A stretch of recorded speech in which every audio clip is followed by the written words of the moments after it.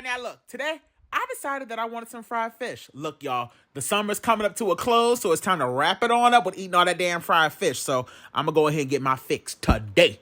Okay, so first things first, if y'all are going to make your fried fish, starting with fish that is frozen, you have got to, number one, make sure that it is fully unthawed. Number two, you've got to make sure that it's dry. If the fish is retaining any water, number one, it's going to be a soggy mess when you go to fry it. You're going to have grease splashing everywhere, and it's never going to get as crispy as you want.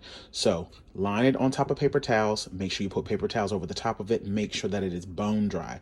I'm going to test this one out for y'all today. I'm not going to add any additional seasonings to it at all so that I can let you know if it's worth purchasing or not.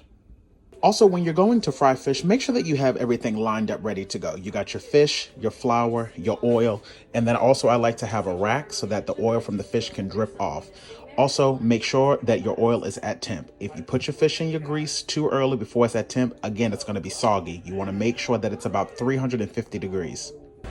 Today, I'm going to be using whiting. So now that this is ready to go, it's going to go directly into the dredging station. Pat it down, make sure that it's fully coated.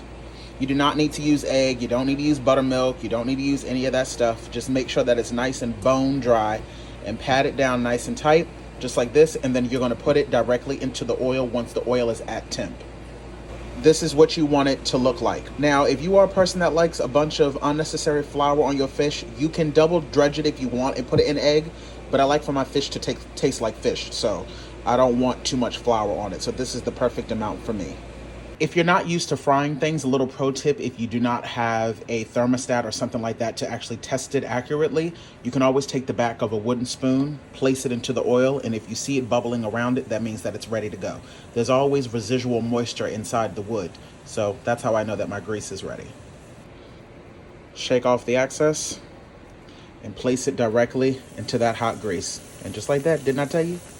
And you only want to put in 2 pieces at a time. Do not overcrowd your pan.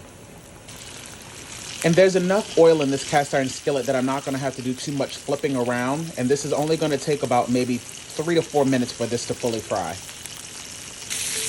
And you can gauge how long you want to fry your fish depending on your liking. I do not like no soft fried fish. I like my fish fried hard, so that's why I allow mine to cook a little bit longer.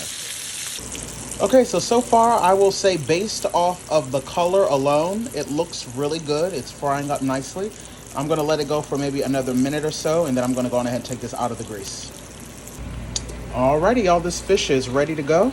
I'm going to go on ahead and take it out. I mean, it looks beautiful. So I'm going to transfer it over to the wire rack and allow that excess oil to drip on off of there. And I'm going to continue to fry off the rest of it, and then we'll come back and we'll do a taste test. And honey, I don't know about you, but a piece of fish is best when it comes directly out the damn grease. Let's go in for a taste test, shall we?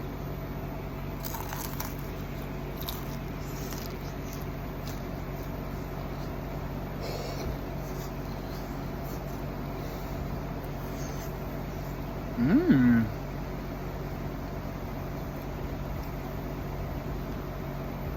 Mm-hmm. Mm-hmm. The saltiness is perfectly balanced.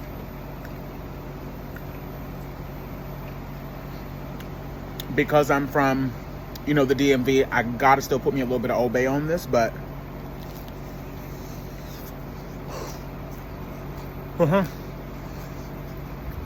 it's crispy. I swear to you, ain't nothing like a piece of fresh fish.